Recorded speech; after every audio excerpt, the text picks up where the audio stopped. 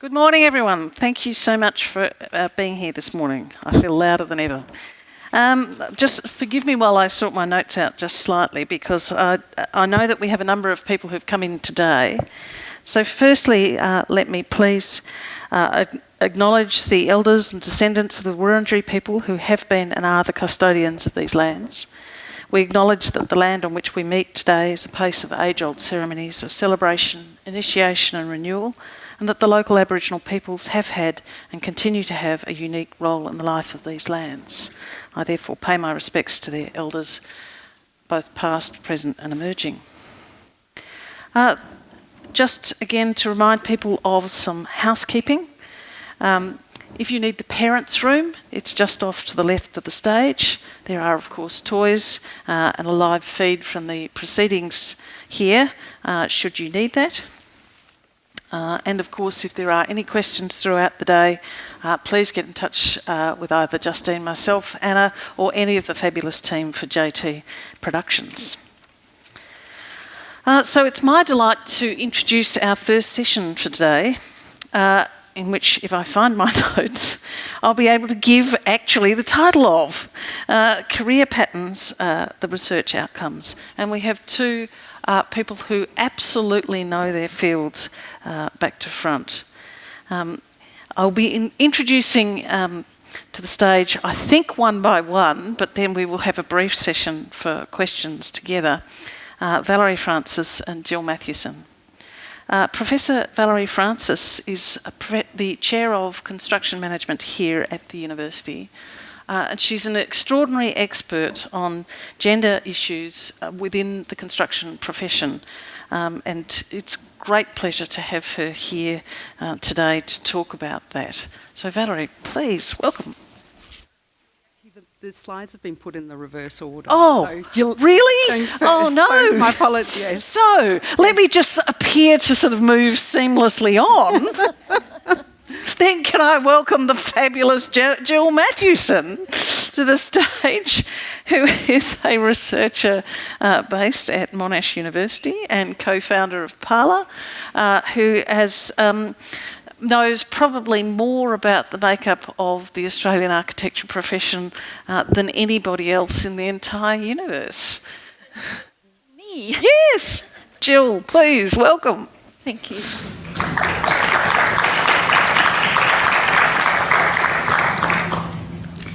Thanks, Julie. Right, let's get going. So I called my PhD Dimensions of Gender, and it looked at careers for women in the Australian profession. I was kind of playing a bit with the word dimensions, first in terms of measurement, how many women were there and where are they? And then I looked at career dimensions, and if you get stuck into career literature, they talk about dimensions quite a lot.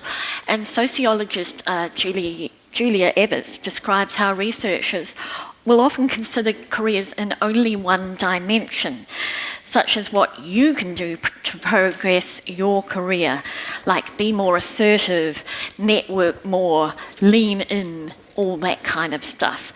And there is some value in that kind of those kind of sessions, especially if your family, education and experience have socialised you to be more communal rather than exercise agency, which is a classic binary, and it's very closely aligned to the gender binary.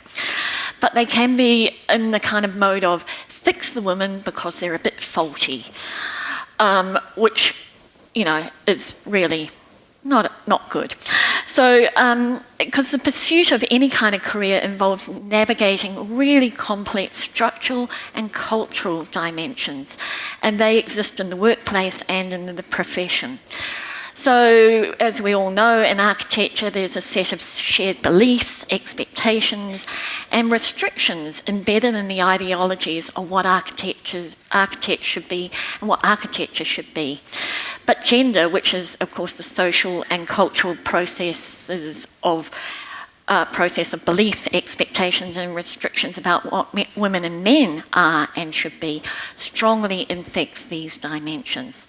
So what happens when these two structural and cultural multi-dimensional systems collide?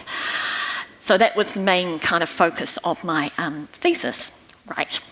So when I first started my PhD, there was a definite vibe from friends and colleagues of, isn't that gender stuff a bit last century?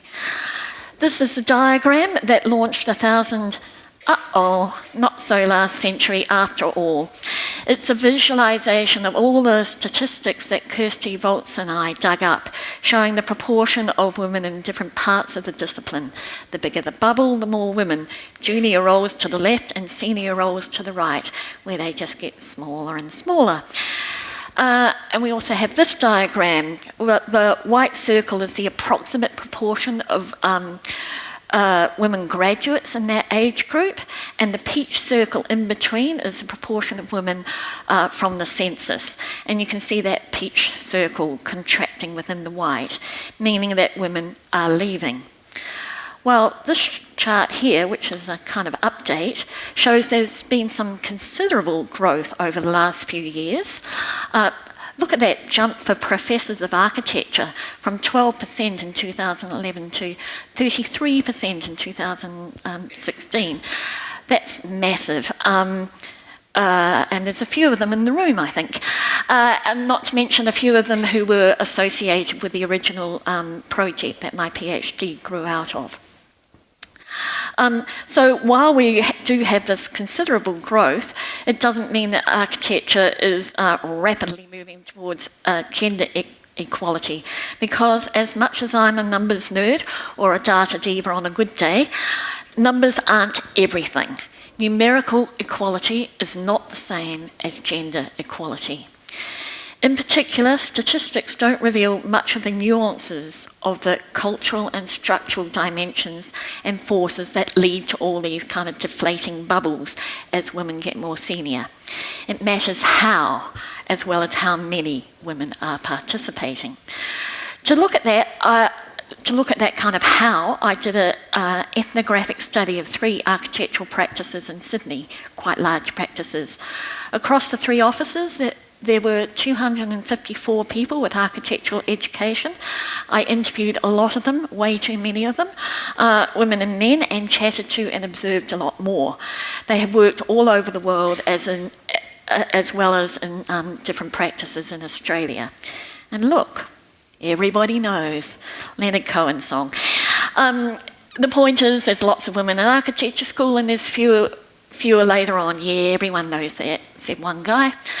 From a younger woman, when you first graduated, there's lots to learn and you don't worry about things. But after a while, you begin to wonder, what's going on here? And then from one of my more pithy interviewees, a senior woman, she said, I'm not being cynical, I'm just observant. You can see the patterns. So let's have a look at the patterns from those 254 people. You can tell that I like circles in my infographics. So here they are divided by cohorts, years since graduation, because age and seniority kind of really matter. And then this is a gender breakdown of those. So more or less, they kind of follow the range of what the census and graduation rates tell us, except for cohort 1, which is only 40%, which is a lot lower than it should be. But in a way, that's quite a volatile cohort, so I didn't worry about that quite so much. And what about seniority? So I spread them out over... Okay, here we go. Spread them out over owners on the right-hand side there, right down to students on the left-hand side there. And you can kind of see that the more years you've been out, the more senior you are, which is as to be expected, or one would hope. And then let's have a look at the gender breakdown. There we go. Okay. There's the percentage, and you can see there's a considerable drop from the associate level at 35% to senior associates, 18%. And I also watched the promotions over the 2 years I was studying these firms, and that barrier became very, very clear. Women didn't have a problem being promoted to associate. They were over half the promotions to associate in that time, but only a quarter of those promoted to level B. Ownership is a bit of a different beastie there, just 2 women. But it's less about promotion and more about, are you able to contribute to the pot of money by landing really big jobs? And gender can play a part when client groups for big projects tend to be men, which it is for a lot of commercial projects, but not so much for the social infrastructure kind of projects. My interviewees had interviewed women at the top from not just these firms, but ones around the world. And universally, they were all considered exceptional. But that meant they were quite difficult professional role models for junior women, as they set really high benchmarks, although their presence did demonstrate that such lives were possible. But it was also true that the women at the top, and it's not just these 2, were still too few to avoid some really banal gender stereotyping. So notably, they were either superwomen or they were queen bees, really, the latter being a bit unpleasant and no one wanted to be like that.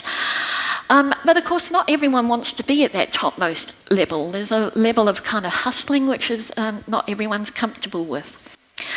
But a number of the women at level B seem to be operating on a better the devil you know basis, indicating that they weren't quite sure whether they would be able to transfer to another workplace because they thought they would have to start all over again. And that's a classic for women, that men are kind of judged on their potential and women have to prove themselves again and again.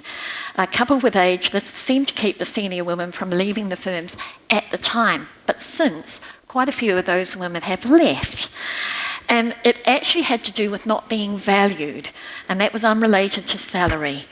And I think there has been a shift in the last 5-6 years. The wider profession is seeing senior women as valuable, and they want them, and they're after them.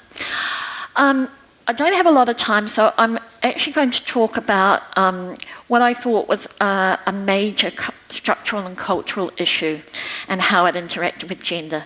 I called it project devotion.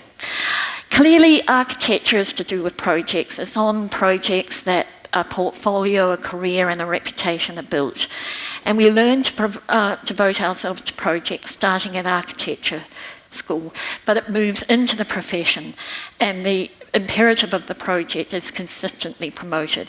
My interviewees spoke of staying in a firm or leaving it because of the projects they might get, of ambition, not for themselves, but for the project, of tolerating long hours, poor pay, and frankly, illegal work conditions because of the project, of allegiance not to the firm, but to the project, and of delaying having children to complete a project.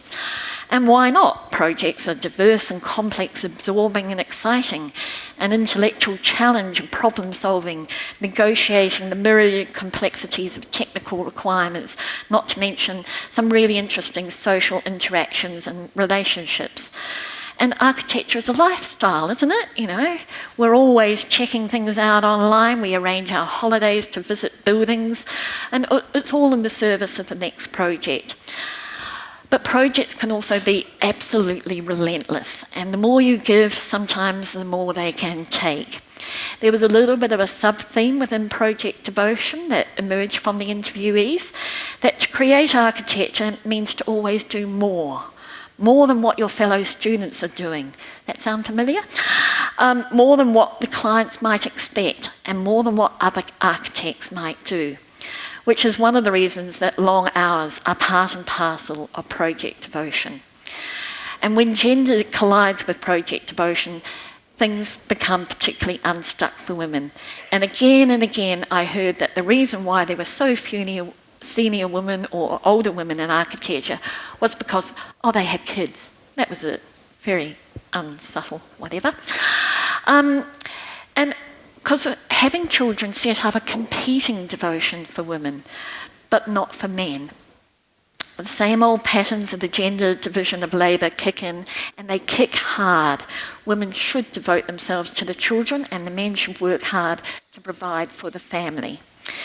If women had children, they were automatically and often unquestionably excluded from the good roles on good projects because of the assumed time demands.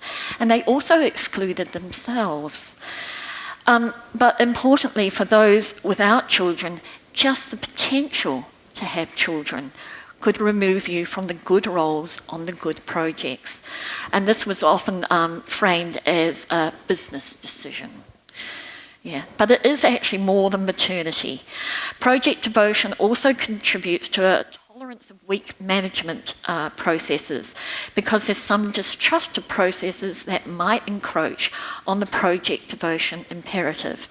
Consequently, informal work practices tended to dominate the key moments that contribute to career advancement. And study after study shows that gender bias is more prevalent in informal processes. So if we look at the different cohorts, in cohort 1, the idea that architecture work is demanding but really enjoyable and worthy of devotion was very strong. Being female was not actually seen as inconsistent with being an architect, but being a mother certainly was. They just could not see how you could be an architect and a mother. As one young woman put it, quote, "I know the female side of it is all going to be messy, but it's not like I want to think about now." But the young men were also wary of the impact of architecture on their desire to be a parent. One said, "I like what I do, but it's not like I'm passionate about it to the point where I'd slash and burn my family." And another, who was the son of an architect and had seen the damage firsthand, hoped that there was another way to practice without all those sacrifices. And I like that hope, but whether these sentiments will survive the cultural and the structural imperatives of the profession is another matter. Cohorts 1 and 2 were where a lack of formal development procedures allowed the distribution of opportunities, which is so critical to the development of a budding architect, to be highly informal and therefore prone to gender bias, as well as racial bias, socioeconomic bias. A whole range of biases kick in. Being competent is just not enough.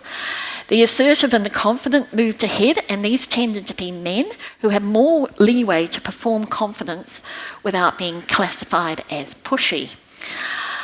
Those in cohort 2 were very valuable members of staff, experienced enough to shoulder responsibility and eager to accept it. As such, heavy and time-demanding workloads were described as individual choice.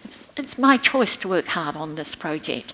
I actually saw them as more structural, a product of the internal office or construction industry mismanagement, and often because brutal fee cutting had meant that teams were severely understaffed.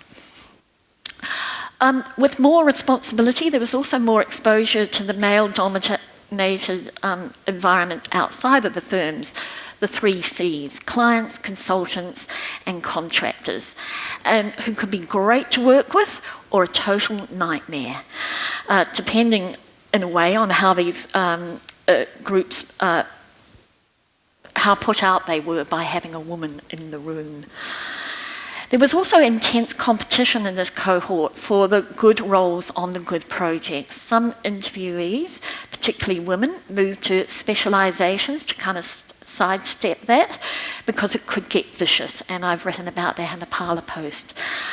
By adding value to their skills, by being specialist, they were distinguished from other staff, and it could possibly improve their continued employment prospects. And this especially mattered when women embarked on motherhood, and it affected their ability to return after a maternity break. Their relationship with senior people in the firm also mattered. Being known and trusted powerfully expected your options for returning.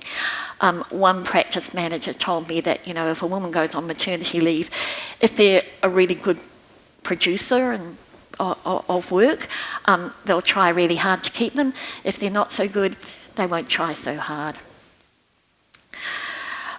Those in cohorts 3 and 4 had come kind of reconciled to the profession, its ways of working and their own careers.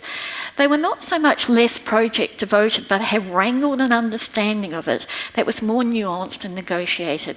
And they'd also broadened their conception of what an architect was beyond the idealised project architect. They worked with and around large firms, taking advantage of the firm's structures to practice the way they wanted and on the kind of projects that such firms provided. When I began the PhD, I assumed a bit pessimistically and cynically, because, we often get to that stage in architecture, that architecture was much worse than any other profession, that it particularly discouraged women participants. But the more I looked, and I looked at other professions, it seemed that the same gendered patterns appeared, and the architecture profession was not quite so unique.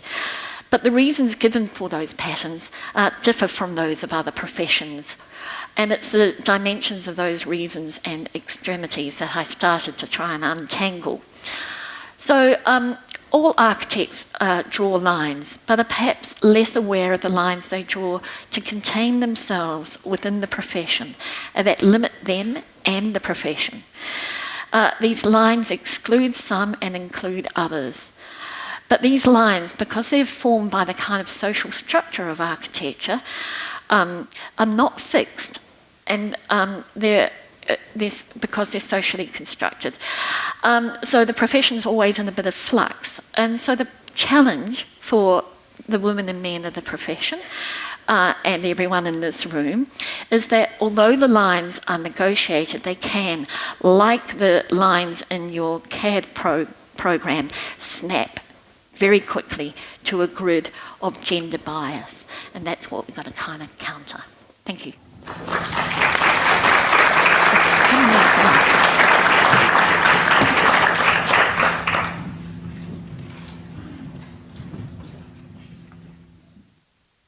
Well, thank you very much. I've had my earlier introduction. Just to remind you again, my name's Valerie Francis. I work here at the University of Melbourne. I'm the chair in construction. I'm an engineer by background, so my slides look like something that a kindergarten student did. So my apologies for that. So I'm just going to be talking to you today a bit about a career typology model that I've developed for professional women in the built environment. And to a certain extent, I'm just going to go very briefly through a little bit of background, a little bit on the research, focus a bit more on the role of inclusion.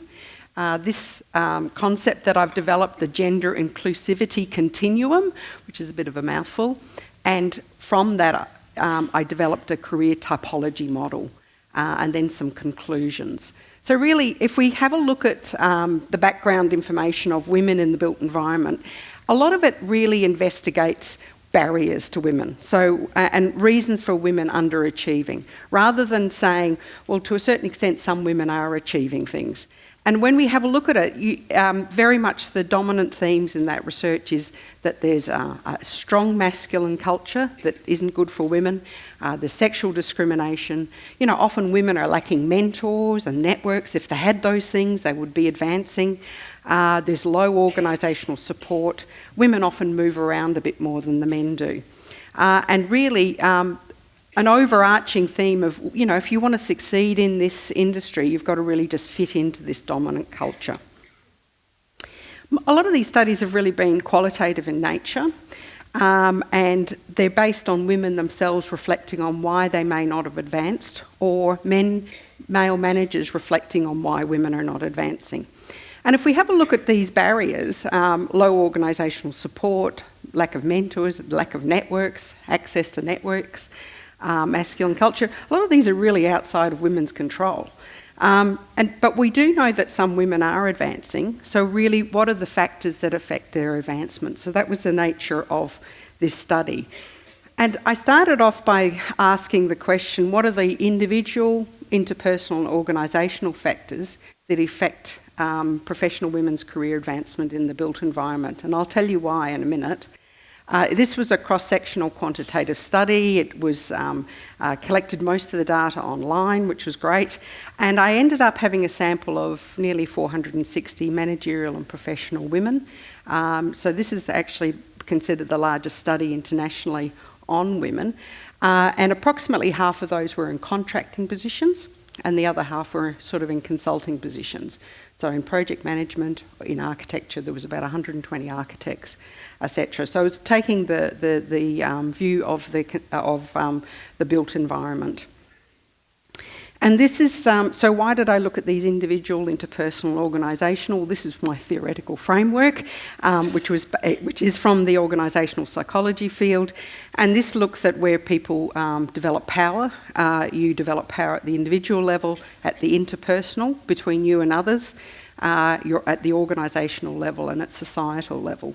And really, when we look at careers, we say that the societal factors are fairly standard for everybody, and then we're really just looking at those three different states. So I started off this study by really looking at these different variables. I had to first of all develop a scale to measure career advancement, and then I had to then I measured things at the individual level. So I broke them down into family variables, human capital variables, personal variables.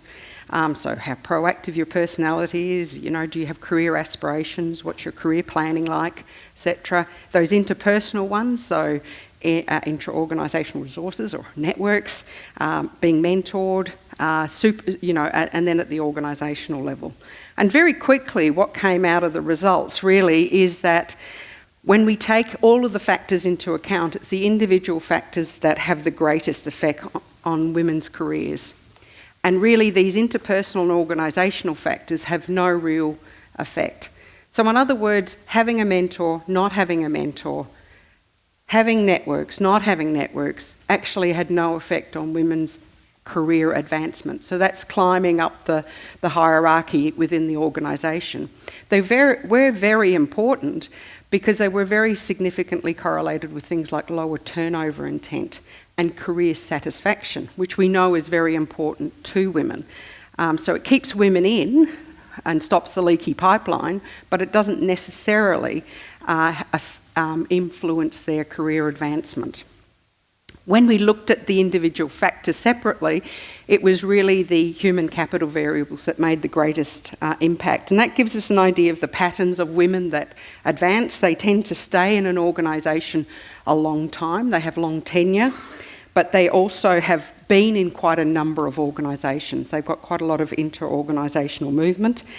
They tend to be educated. They tend to put in the work hours, and they've got development opportunities on the way, and they've got good work experience.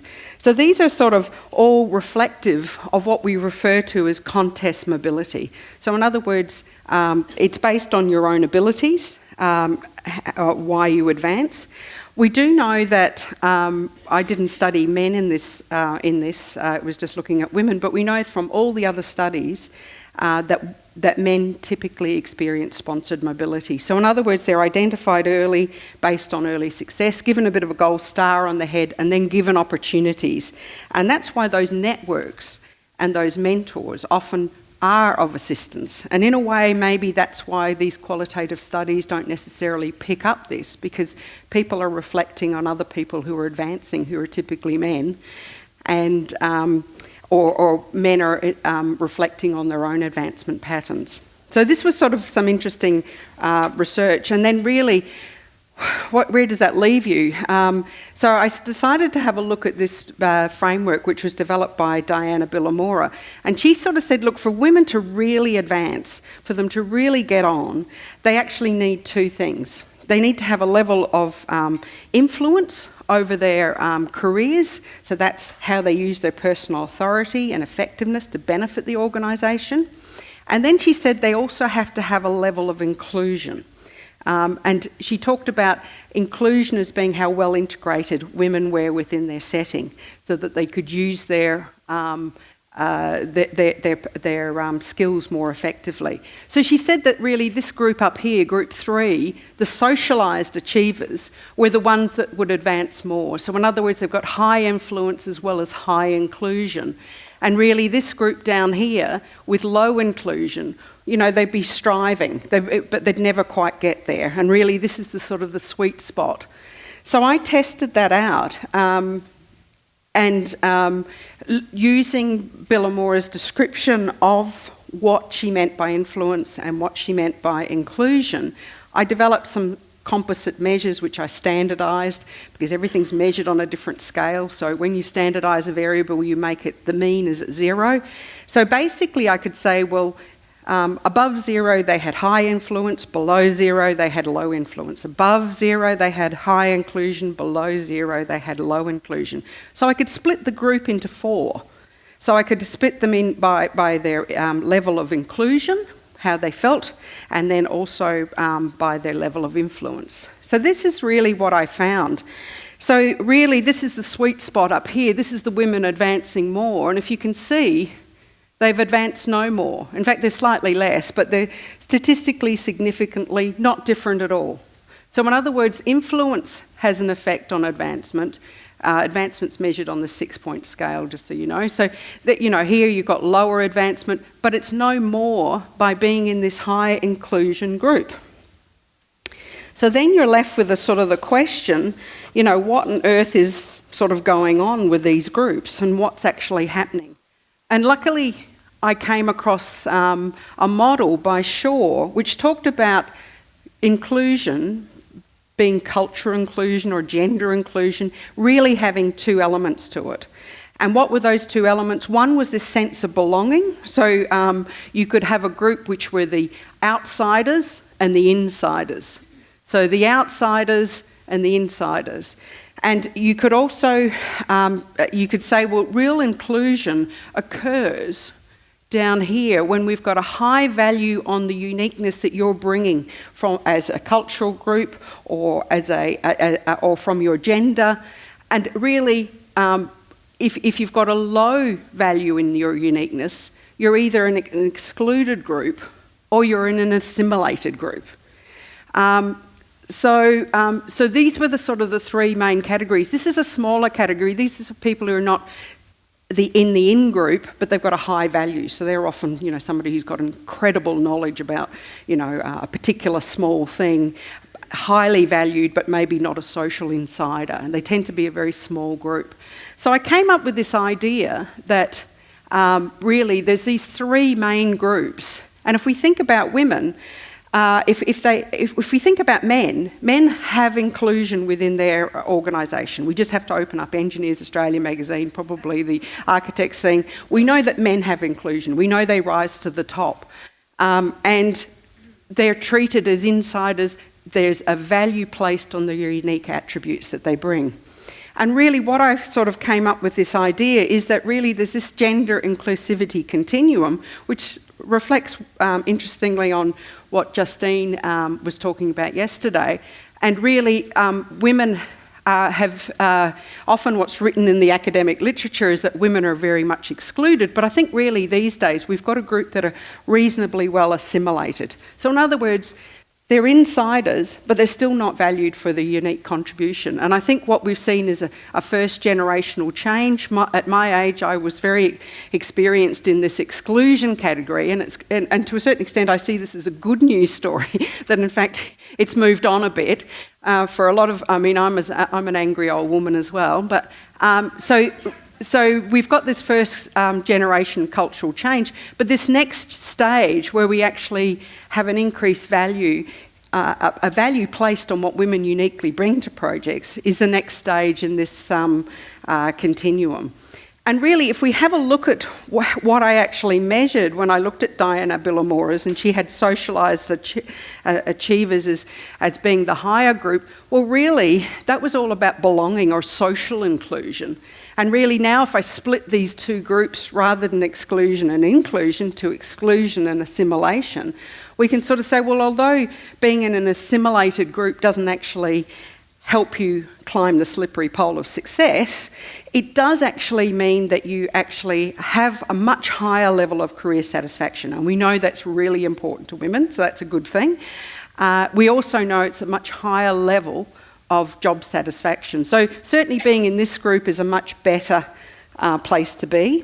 We also know that the type of organisations that we've got in this assimilation category, we know it's got more women overall, it's got more women who are in leadership. People have a much lower turnover intent. They're not going to leave these organisations. More of them, statistically, more of them are being mentored, and they have better work-family conflict. So we know this is a much better place to be than in the other location.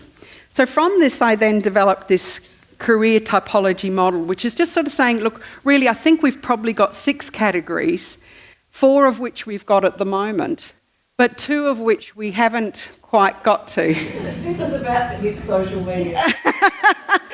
And to a certain extent, I guess when I started my career, there were some senior women, but they were still subordinate. So I see it as a good news story.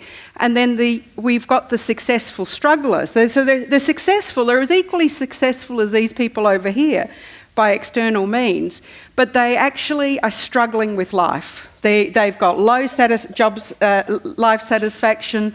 I don't know if the giggles are good or bad, but they've got terrible work-life family conflict, etc., etc. So they're the ones that are going to either, they might leave actually. The assimilation. So these ones here have moved around and eventually stayed, even though they've stayed in a company that isn't actually that great for them. The acclimatised achiever and the grateful participant, I say grateful because they know this person over here. They know what an awful life they've got. And they're quite happy, at least they're in, and then it's not too bad. And then the acclimatised achiever they're almost so acclimatised that they don't really realise that they're not actually being valued for what they uniquely bring. They've got to modify themselves a bit in order to fit in. And really, they say things like, no, sponsorships help me. It's definitely my mentors help me. But we know, then when they continue carrying on and talking, they say, that's because I was going to leave the industry last year. So it really is very much related to this keeping women in the industry. So I'm always a very strong advocate for mentorship, etc. But it doesn't have the same effect for women. And then when we have true inclusion, this is where we could have the satisfied aspirant or the contented succeeder. And really, we need cultural changes. As we know, cultural change comes with transformational leadership. Who are good transformational leaders? Women. So to a certain extent, the more women we get in, the more chance we have of actually getting to an inclusion sort of stage. So just in case you're interested, where do the architects sit? Engineering companies in general were a bit more socially inclusive than the architectural companies, which I thought was quite interesting. And construction, which you probably wouldn't have been surprised at, was the lowest at the levels of social inclusion. So really, what this is saying is that women don't get the gold star on their head. They have a contest mobility. I still see this as being relatively positive. So they're promoted on their merits. Men tend to benefit from this sponsorship. There's evidence that there's a continuum. It's not just all bad for women, that there actually are some good things going on. Although assimilation compared to inclusion is not necessarily the ideal space, compared to the other option, it's pretty damn good. And although it doesn't improve advancement, it actually improves many personal and organisational benefits. It's the minimum companies could do for women, isn't it? And inclusion appears to be fairly elusive, and career advancement isn't being fully realised. If we have a look at the company types that are more likely to have that, they're much, much smaller companies. So they're the ones with very high levels of social inclusion. So you'd imagine they'd be the next ones to tip over or have already tipped over. And then I think there's a career typology model that describes 6 profiles of professional women, 2 of you that are still to be fully realised, that we haven't got to yet. So thank you very much.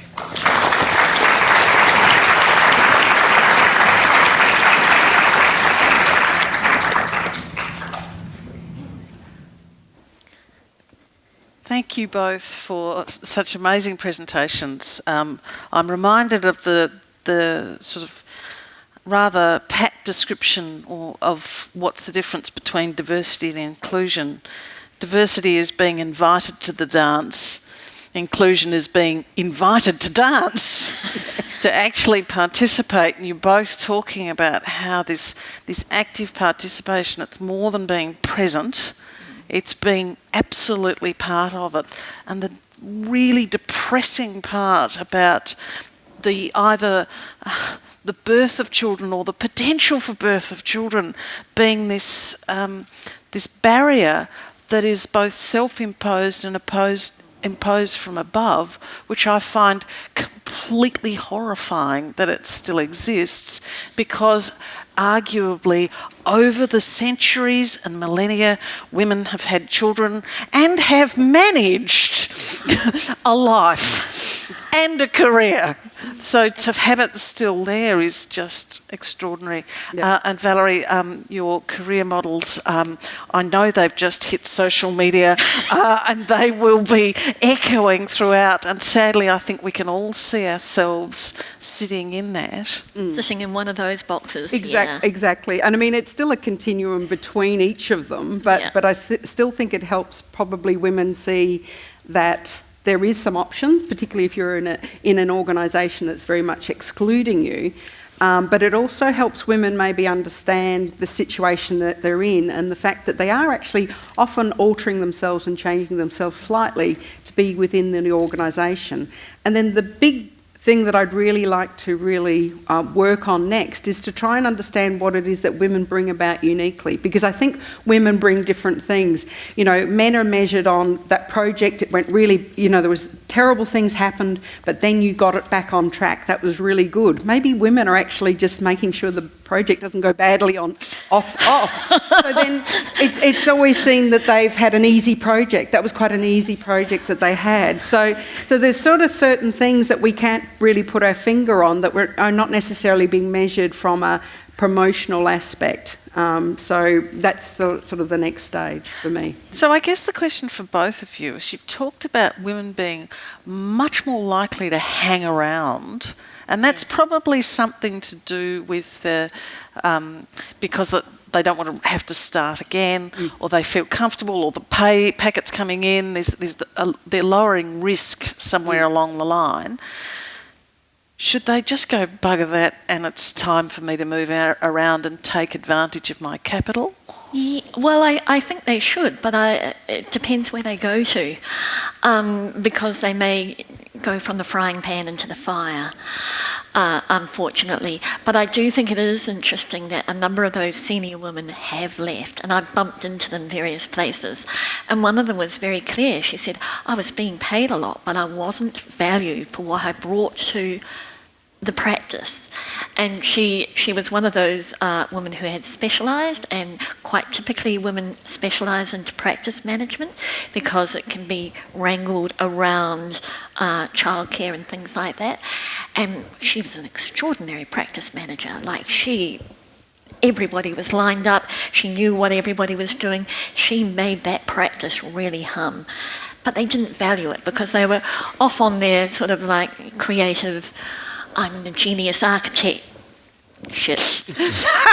That's what they were into, and the fact that they could only pretend to be that because she was organising all the stuff, and it's a classic female position, isn't it? Yes. The woman behind, the handmaiden. Yeah. I think when you look at what the pattern is of women who advance, they do move around a lot to start with, often probably because they're not getting the opportunities, so they move to find them, but then they experience different places, and then I think probably they get to the stage where they go, this is probably as good as it's going to get. Yeah. And then if they stay there, eventually it does sort of happen. So, I think it's a matter of hanging in there. I think with construction compared to architecture, that moving around, I mean, it's a high risk thing moving to another organisation, and it's difficult maybe for you to start your own company because maybe your experience is in very very, very, very large projects that need an awful lot of capital to start them up. So,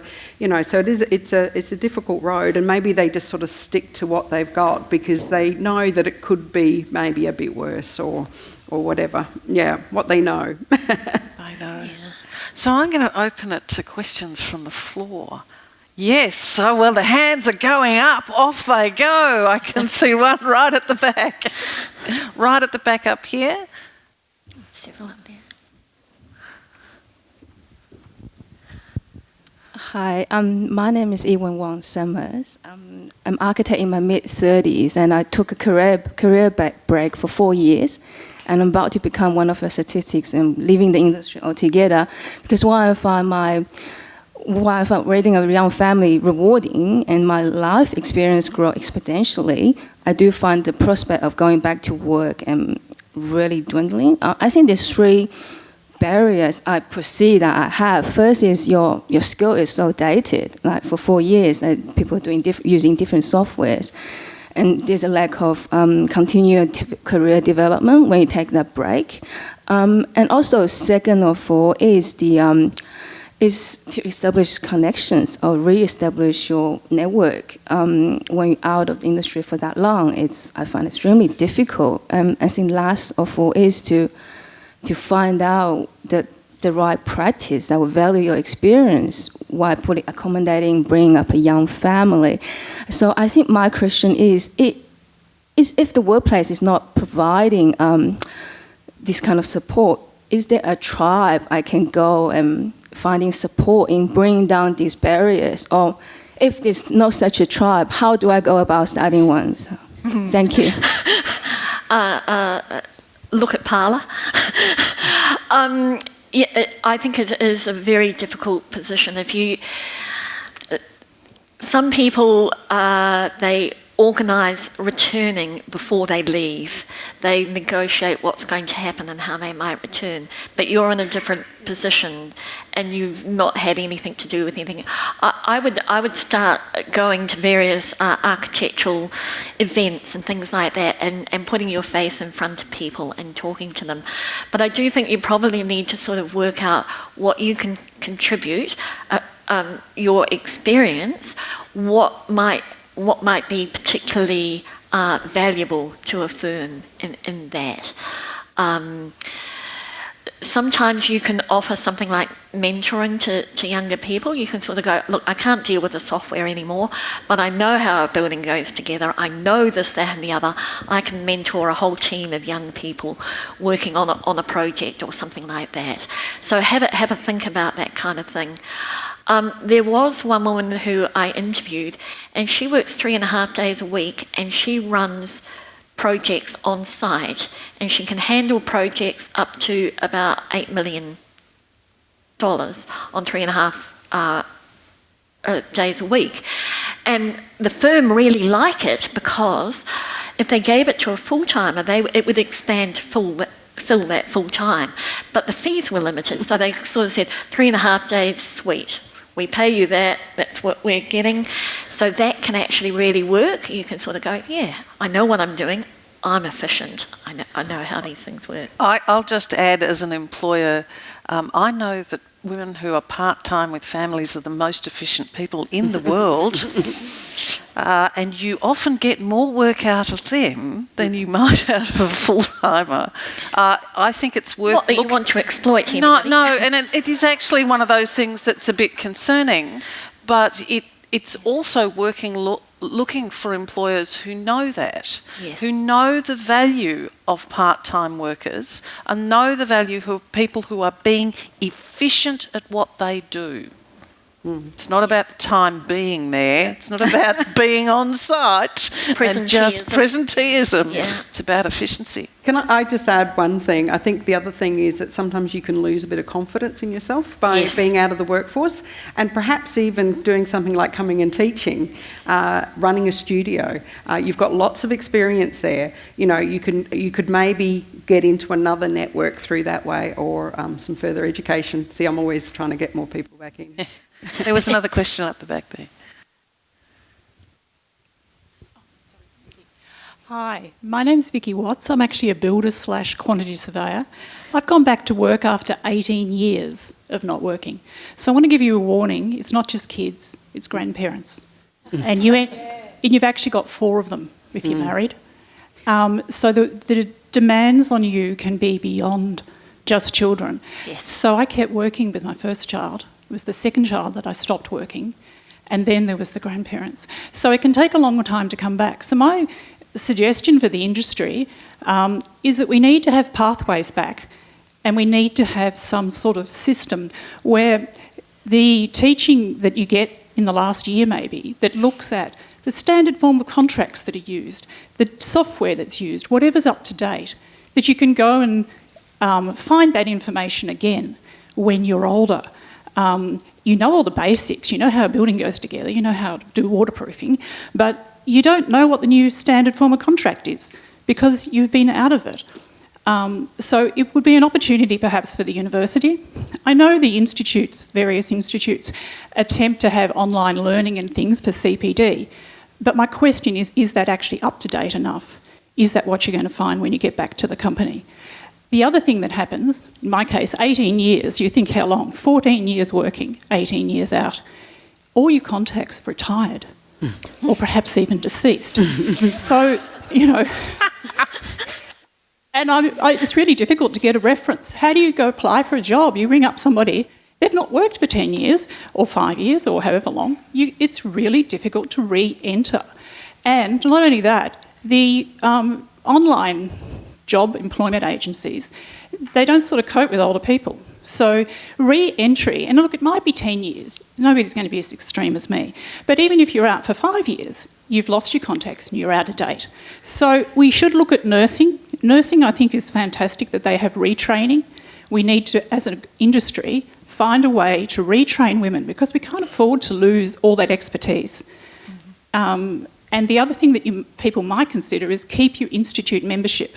It's much easier to keep it, pay the money, and then when you want to return to work, you don't have that hassle of re-qualifying with the institute. So just fork out the fees and just do a bit of CPD so you're not totally out of date. Okay, thanks. That's good. Thanks, Vicky, and welcome back to the industry. There's one down the front here.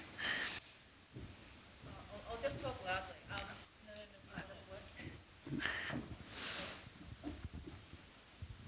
Thanks. It's a question from a Sydney tweep who's following us.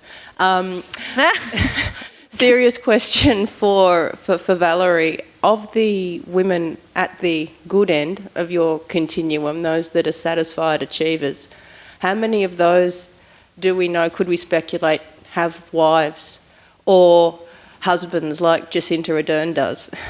Yeah, exactly. I think that's, I mean, we know that we don't have a lot of them, but anecdotally, when you meet people in the industry who are really progressing well, they often do have husbands or a wife at home who don't work, or they are child-free, or those sorts of things. They've got, you know, there might be more support around them. It could be that they've got a mother who looks after their children, you know, so every day. it's still a binary support It still is, yes, yeah. It could well be.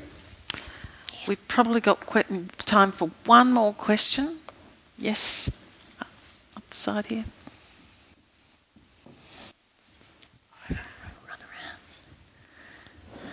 Thank you very much for the presentations. I wanted to ask you something about the focus of the presentations rather than the nature. Because it seems to me that has to do with the relationship between employer and employee or inter-employee relationship. But that implies a particular world of architectural practice, which is a corporate one, or medium and large size firms. Now, this is an hourglass industry.